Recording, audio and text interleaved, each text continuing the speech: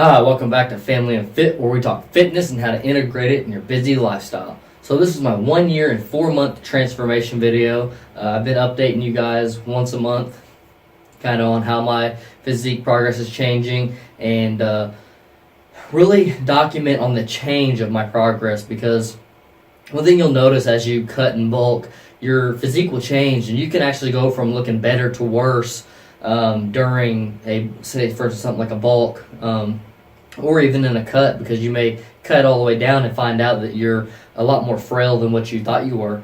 So whenever I started out my journey, I cut down to a point where I felt like I had lost enough fat while still trying to gain muscle, and I cut down to a point where I lost enough fat to not feel fat anymore, but yet not look frail all the way either. But I'm really more focused on the six-pack side of things, since pretty much my entire life I've never really had a six-pack. I've been a little bit overweight and not in the best shape ever since I was about like 5 years old. I went through a chubby stage and always really had trouble with losing the fat off my stomach. So that this fitness journey of mine is now really targeted towards losing the stomach fat, but yet I'm still trying to gain muscle and bulk. So there will be periods of time where I'm gaining more fat, and that's something that I want everybody to kind of take into consideration. Don't beat yourself up too bad if you start to kind of look worse for a little while. Do not let yourself go way over, and if you notice if you're getting too much fat, to kind of cut back on maybe some of your calories, and make sure you're keeping your protein levels high and whatnot. But right now I've been hitting a really nice fat retention to muscle gain ratio, something that I'm still very satisfied with. So I haven't cut back on any foods, even though I'm at a higher fat percentage than I'd really like to be right now. The percentage of muscle gain to fat gain is still very nice for me, and I'm very comfortable with the ratio there. And it's something to really look at with yourself. Are you gaining a lot of lean muscle along with a little bit of fat? And I don't want to mess up this nice progressional climb that I got right now, and I don't want you guys to make that mistake as well. That's the main reason why I probably make these videos, is to make sure that you don't let stuff like this discourage you and get you down.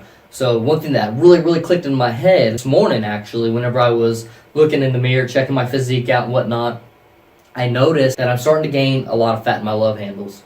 And the thing that I really noticed, so I was a little bit more lean in this area here, and I noticed this part was kind of wide, but then I was still really wide up here, or wide for me, I shall say.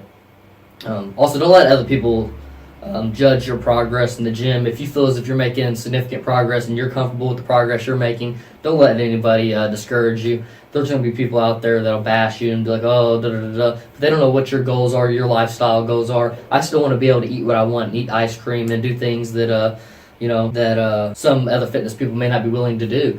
And, but I am also willing to cut super hard during a period of time of a cut, more harder than your average person. You just can't let anybody judge you. I have people trying to judge me on, oh, you eat so clean, blah, blah, oh, he don't eat nothing but fruits and berries, and, just kind of bashing on the way I eat healthy and whatnot. And, I'm trying to tell them, like, look, I don't really eat this healthy, nor do I care what their opinion is on that. I want them to accept, who I am and whatnot, but if they don't, it is what it is. So back to what I really noticed is my physique. I'm not looking as masculine and really as big as I was whenever I dropped down to 135 pounds, and I feel like I look bigger then than I do now. And it was just because I had the lowest fat percentage I've had as an adult. And I was 135 pounds, and I literally probably could have only lost maybe 5 more pounds to have been completely shredded, but I would look super frail too, I think. But I looked really good at 135 pounds, I thought. Probably the best I've ever looked. And I went ahead and flipped into a bulk, because at that point in time I had lost enough fat, and I was ready to gain some more muscle and take my muscle gains more seriously, and knowing that I would be putting on a little bit extra fat. The reason why I looked so good back at 135 pounds versus now, where I'm weighing in almost at 155. I've been weighing in now in between like 153 and 155. And the reason why I feel like I look so much better then is because I have gained a couple pounds of fat. And a couple pounds doesn't sound like much, but if you look at how much a pound of fat is, I mean, it's a pretty significant amount. But out of that, 20-pound growth that I've hit, I do feel like at least 15 pounds of it's muscle, if not more, maybe closer to 17 pounds or something like that, 18 pounds. I really only think I gained a couple extra pounds of fat during that period of time. The thing that I've really noticing is here, with this being thicker, it makes me not look as wide up here. And this is where I retain most of my fat. I retain it a lot in the stomach as well, but here, if you can see, like, I got a pretty significant amount of fat back here on my love handles, and that's where where my body likes to store most of its fat. As I'm going up in my fat percentages, or not necessarily percentages, but my pounds of fat carried on my body, this is where it's going to go. Even though my fat percentage may not be super high, because of the fat going here, it will change the ratio of my waist to my lats. And that ratio is truly what makes you look wider. A highly suggested tip for people who want to look wider is to get leaner and to have a smaller waist. That's a physique change. It's a very significant change, and it's something definitely to take into consideration. So when I lean back down, I'll probably look wider than I've ever looked. I'll probably look better than I've ever looked. Matter of fact, I know I will. There's not no probably to it. So don't get discouraged. This is a 1 year and 4 month transformation. I'm going to go ahead and flex it out for you guys. Y'all can just see what y'all think, and you'll really be able to tell a shred from a shred. So whenever I lean back down to maybe 150 or something like that, you can really compare that to like my 1 year transformation and see kind of the difference, because this is about like a 6 months transformation. So at my 1 year fitness mark, I had been bulking for about a month or two at that point, I think. So once again, I'm not a professional bodybuilder or anything. I just kind of flexing out some poses that I think may help. I try to pose out in ways that are repeatable. Some stuff that I see other people doing. I noticed that like the definition of my back has not went down, even though my fat on my body has went up. My definition from before I started my bulk is still the same, which means I had to gain muscle along with the fat gain, because if I didn't, then the definition in my back would have started to go away.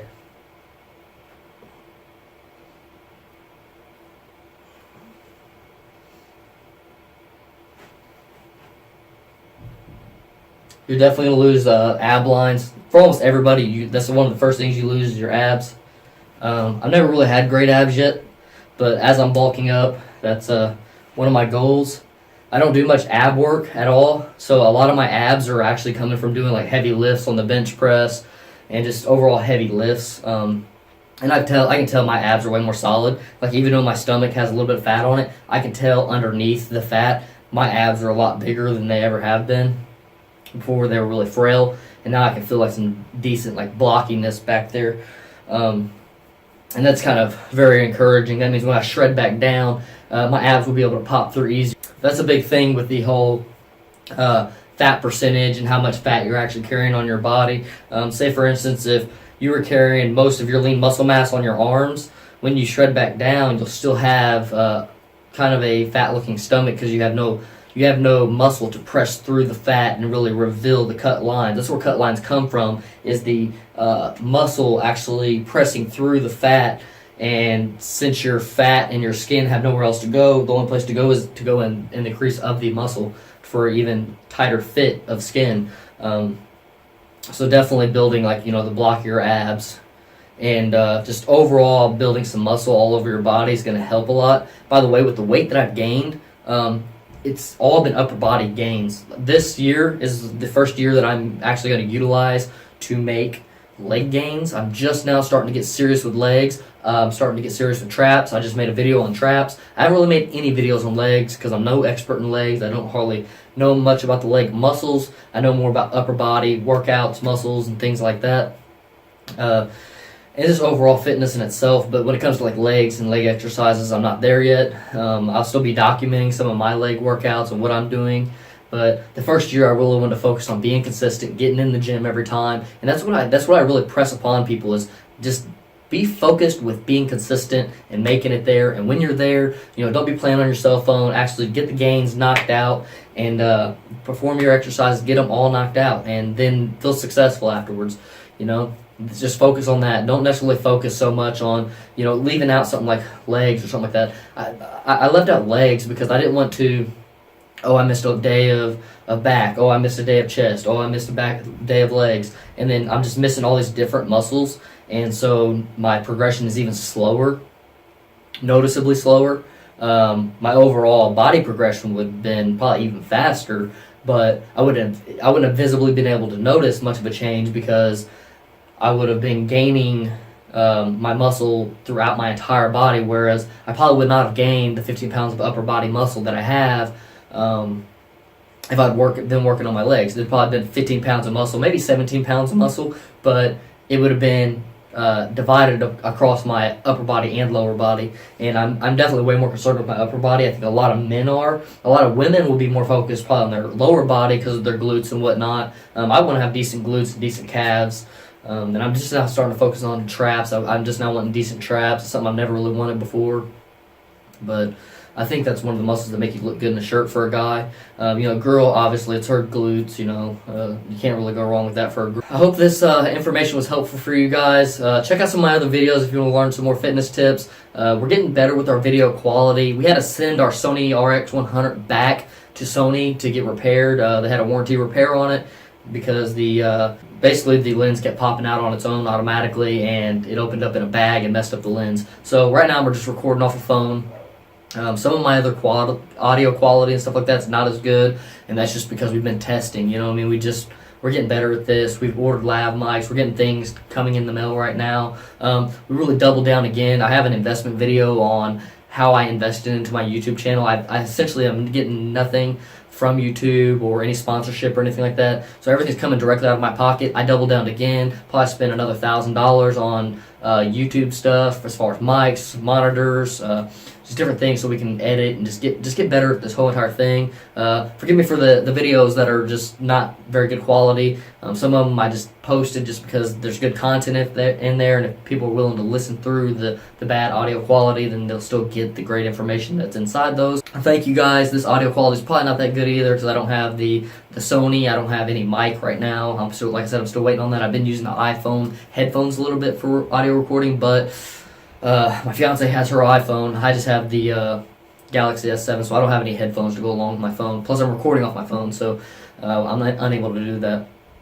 I appreciate everybody for watching. Make sure to like and subscribe if this content's helpful for you guys. And yeah, I love everybody who's here with us, and we're going to try to maybe do some more vlog style things so you can see the background of our life. Let me know what y'all want, what type of videos you'd like to see. But I definitely think that people would love to see our background of our life and how we really integrate the busy lifestyle in there, and like kind of tips, more tips and tricks. That's what I really wanted to target on this channel, is being able to get parents to the gym. Like getting people who have a busy work life and going to college and how to get to the gym still.